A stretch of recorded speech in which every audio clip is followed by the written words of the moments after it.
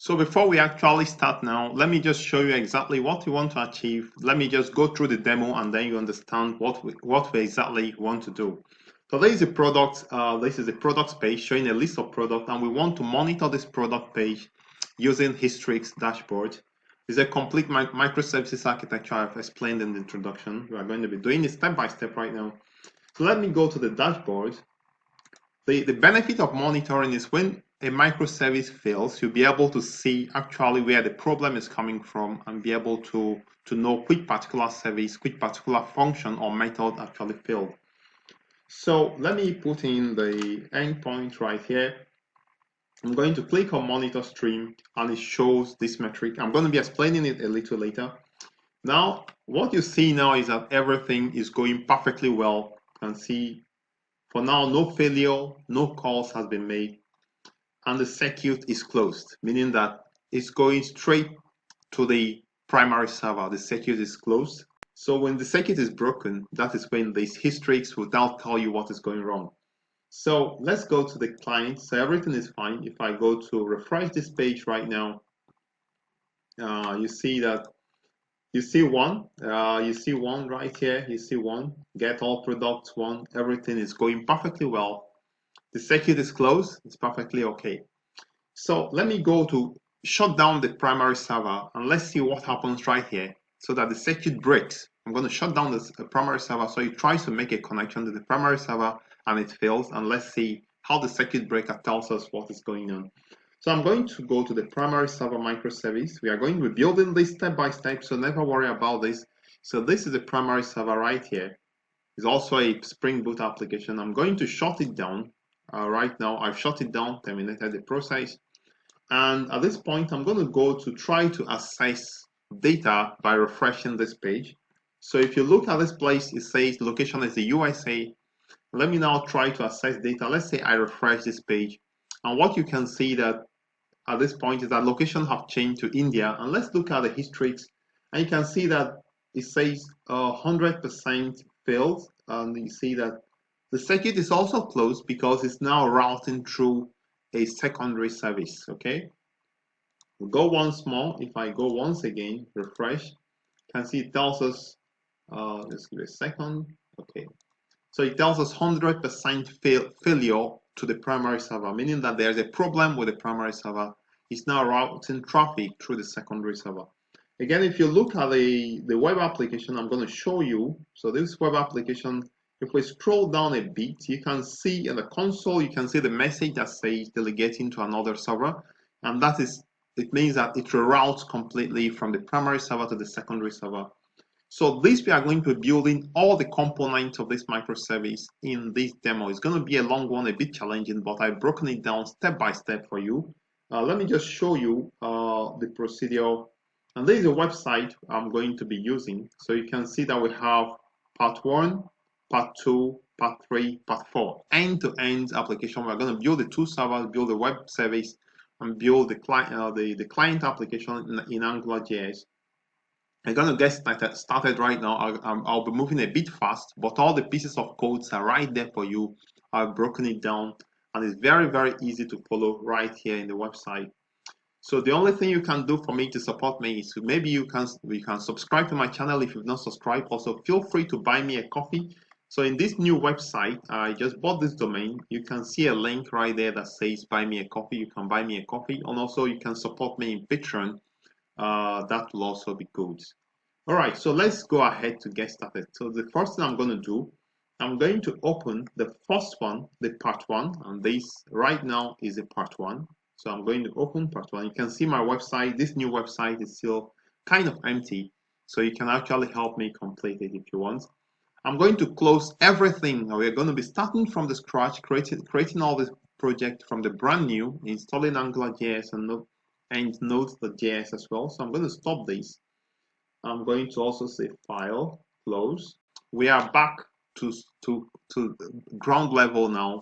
So this is where I want you to be. At this point, you should have IntelliJ in your system. So let's get started right now. What I normally do is to put the tutorial page. Again, I'm going to close this page as well. Close the Histrix dashboard. You can actually open this tutorial page, keep it side by side with your IDE so that you can be following the instruction. If you're looking at the instruction, you're actually doing it all at once. So that is what I normally do. I can actually move this to the side at this point. So I've actually explained what we are going to be doing, but let me just explain a little more. So in this tutorial, we will proceed step by step developing a circuit breaker architecture using Spring Boot, and we will use the following tools: Spring Boot for developing the servers, Fin Client for microservices communication, Hystrix circuit breaker for handling failures, inter-service communication. There may be failure and you have to route to another service. Hystrix circuit breaker does that. Angular for building UI application. We're going to do this right now. So can just take a look at the architecture. Maybe I'm just click on the architecture. So this is the architecture. I already explained it in my intro. This is the architecture.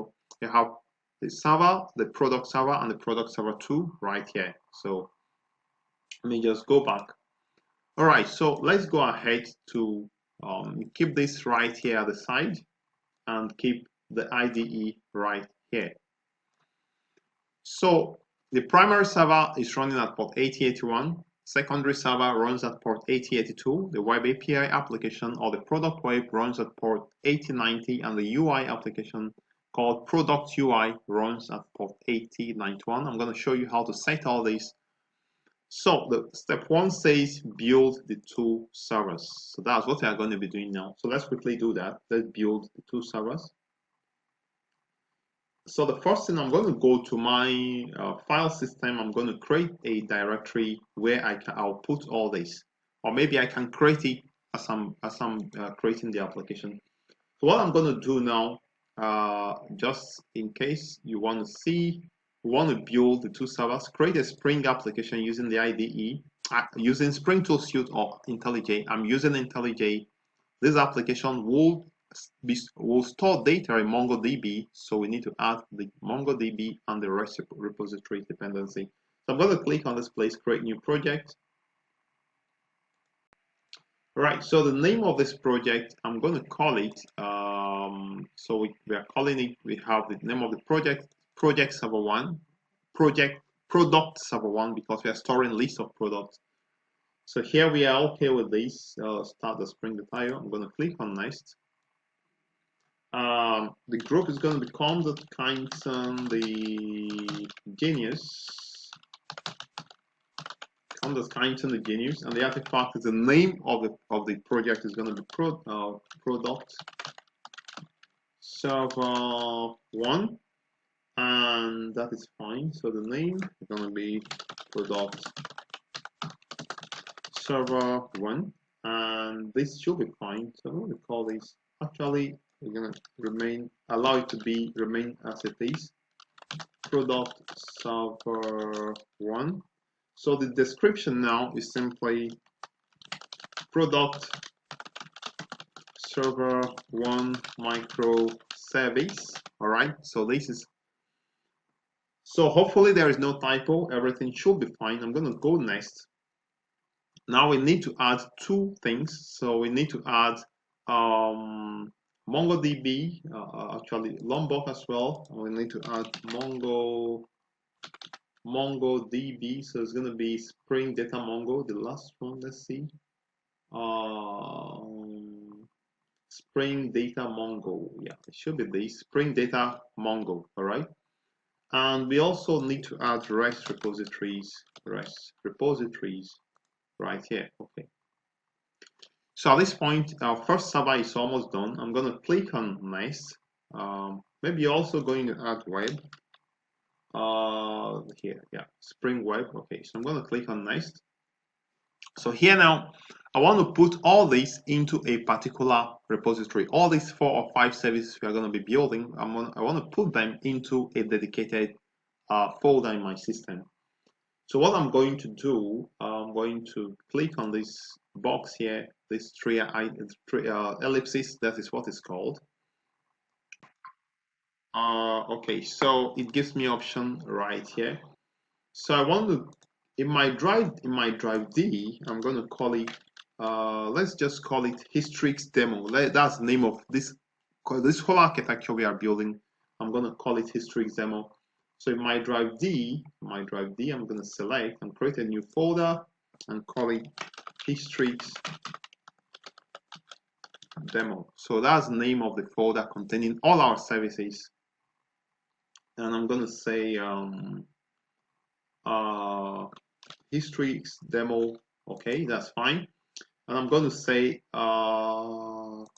select Histrix demo right here, and I'm going to say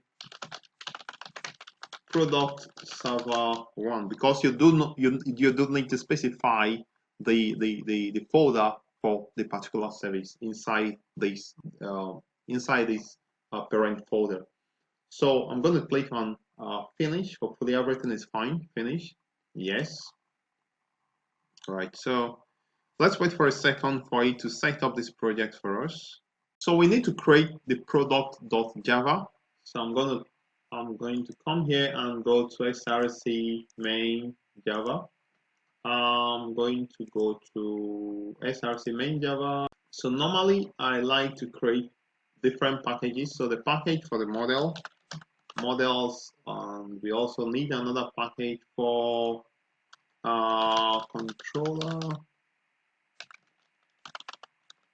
controllers, and we also need another package for the repository. So I'm going to click on this repository.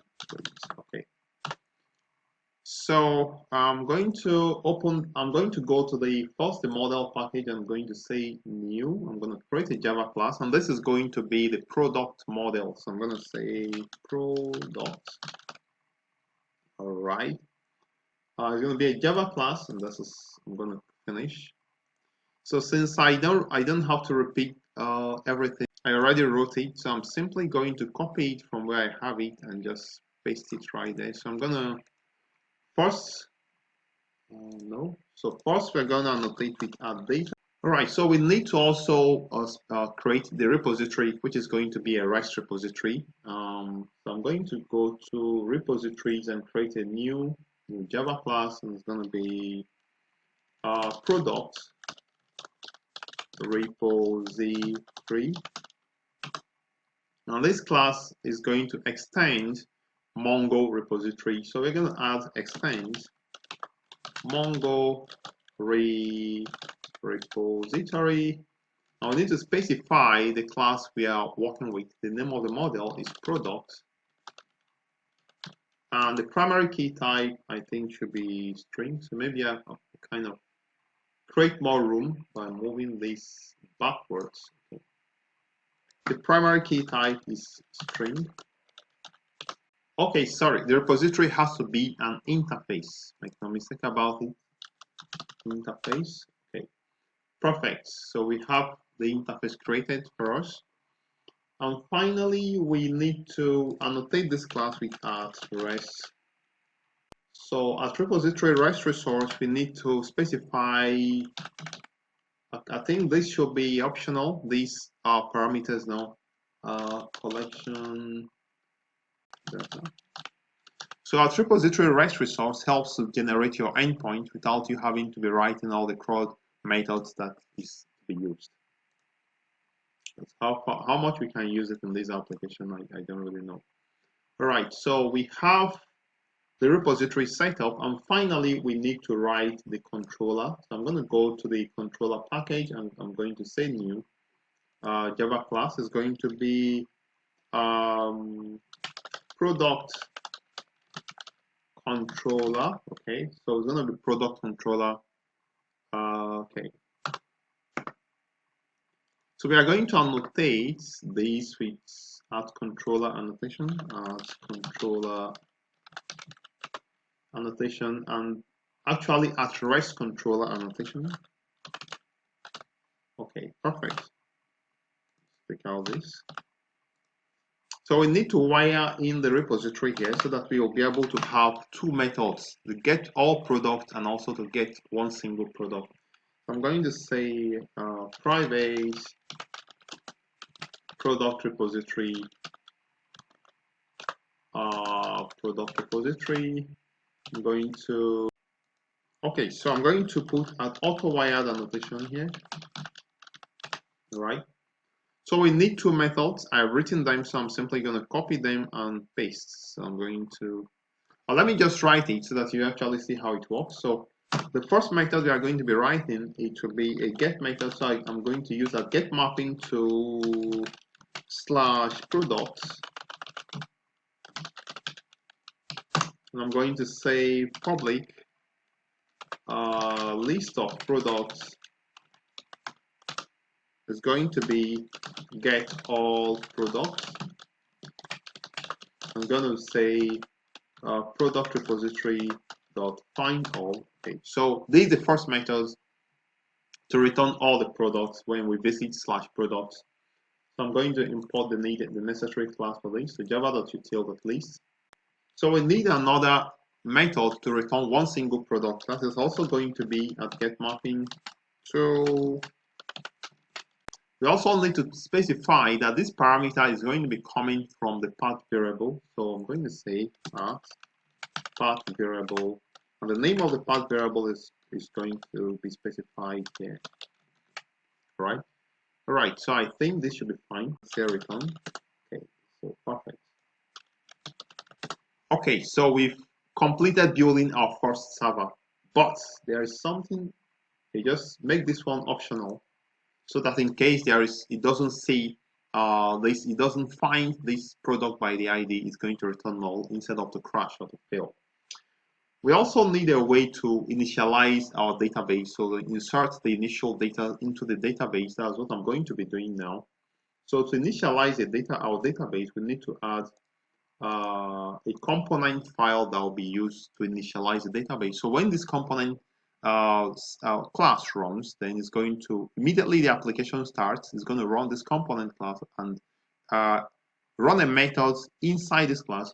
Let me see.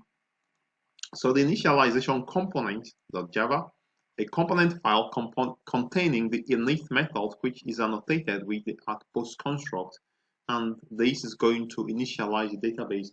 So to do that, I'm going to simply create a new Java class. I'm going to call it initialization component. Initialization component. By convention, classes have to start with capital letter, with uppercase letter. This is fine. Okay. So this is gonna be at components. Okay, perfect. So this initialization component is going to contain a method called init. So I'm going to say public void init. All right, so this init method is going to be annotated with @post construct, meaning that when this application runs for the first time, it's going to run this. So inside this init method, I'm going to create a new product, initialize it with some values, and insert them into the MongoDB database. So the product repository. So we're going to wire in the product repository into this place, because the product repository is responsible for saving anything into the database. I'm going to say auto-wired private. Oh, my keyboard is messing up. Products repository, product repository. All right, perfect. So I'm going to import the class at this point, so everything is fine. For some reason, it's not really seeing the getters and the citers in the product class. So we are going to go back to the product class, and what I'm going to try to do, normally this data annotation here, for some reason it doesn't work. So let me just right click and say generate, and we can manually generate the getters and the citers. So I'm going to say getter and citer. I'm going to select everything, and sorry, let me just select everything and just say okay. All right, so I also need an empty constructor, so I'm going to say public product. All right, public product, okay. Public product is an empty constructor. So if we go back to initialization component, all the errors are gone. And finally, we need to set the we need to specify the URL for the MongoDB database, and we also need to set the port for this application. So I'm going to call this primary DB. Let's call it primary DB, and this is the primary database. So this time now we are going to test this server one. If everything goes well, then we are done with the first part, and congrats if you got it right all the way to this point. So I'm going to say save all. Now, if you are using the free version of the IntelliJ IDE, you may not be able to see this configuration here. So you can click on Edit Configuration, click on Edit Configuration, and click on the plus sign. You click on the plus sign, scroll all the way down, and look for Maven. Look for Maven. It should be all the way down. Maven. You can just stop this. So you can see Maven, select Maven, and just go to command line and say Spring Boot Run, and that is fine. That is what you should do. And in the build, you can select before launch, we can say build and apply. Okay. So you now have a configuration you can use. For the ultimate version of the IntelliJ IDE, it automatically adds a configuration. You can see product server one application. But if you are using the free version, you have to create this configuration by yourself. So let's use the configuration we created, which is this one, this Maven configuration. I'm going to save everything, and I'm going to fire up this application, and let's try to make sure that our server one is built and is working perfectly well. Yeah, I think we are successful. So it's running at port 8081, as you can see. Let me see. So Tomcat started on port 8081. So I'm going to go to port 8081, HTTP localhost. At port 8081, I'm going to go to / products, and let's see what we have. So we have our server is working perfectly well.